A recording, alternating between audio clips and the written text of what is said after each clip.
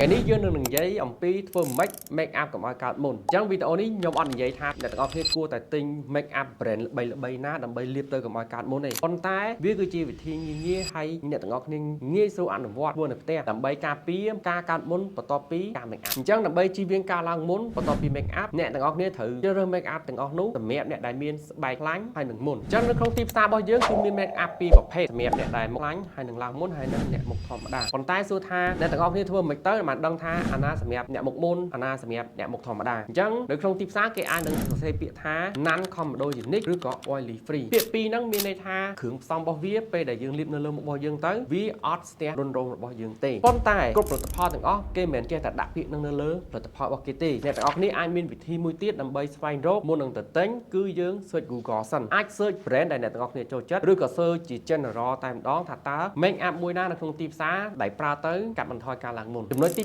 2តាក់ទងទៅនឹងការលាងមុខអញ្ចឹងសម្រាប់យើង make up យើងលាងមុខច្រើនតង់បន្តិចវាច្រើនជាងអ្នកដែលមិន make up អញ្ចឹងបើសិនជាគេលាបតែ sunscreen ហើយនឹង skin care គេលាងតែ2តង់ទេគឺ cleansing water តបមក cleansing foam សម្រាប់យើងជាអ្នក make up យើងត្រូវលាង3តង់ទី1យើងត្រូវប្រើ cleansing balm ឬក៏ cleansing oil សិនដើម្បីជូត make up របស់យើងនឹងចេញឲ្យអស់សិនអញ្ចឹងអ្នកទាំងអស់គ្នាប្រហែលជាធ្លាប់ប្រើហើយ remove make up ហ្នឹងណាជូតឲ្យអស់ចឹងហើយយើងចូលដល់ជំហានទី2គឺ cleansing water ដោយសារអី cleansing balm ឬក៏ cleansing oil ហ្នឹងវាលាងមិនជ្រះឲ្យអស់ 100% ទេជាមូលហេតុដែលយើងត្រូវប្រើ cleansing water មួយតង់ទៀតបន្ទាប់ពីប្រើ cleansing oil ជូតវាឲ្យអស់ហើយបានយើងប្រើ cleansing foam អញ្ចឹង cleansing foam នេះគឺយើងលាងខ្លាញ់ដែលលើសឬក៏ធូលីដីផ្សេងដែលយើងលាងមិនអស់ពីជំហានទី1និងជំហានទី2ធ្វើបើប៉ុណ្្នឹងហើយអត់ទាន់គ្រប់ទេមិនមែនមានន័យថាគ្រាន់តែលាងហើយមុខយើងនឹងតែស្រឡះល្អអត់ឡើងមុនទេណាបងប្អូនត្រូវធ្វើជំហានទី3ទៀតជំហានទី3វាតាក់ទងទៅនឹង skin care អញ្ចឹងជាទូទៅបើសិនជាយើង make up គឺមានការកក់ស្ទះរុនរោមច្រើនហើយអញ្ចឹងចាំបាច់មែនតើដែលអ្នកទាំងអស់គ្នាត្រូវលាងរុនរោមរបស់យើងជាប្រចាំអញ្ចឹងគឺ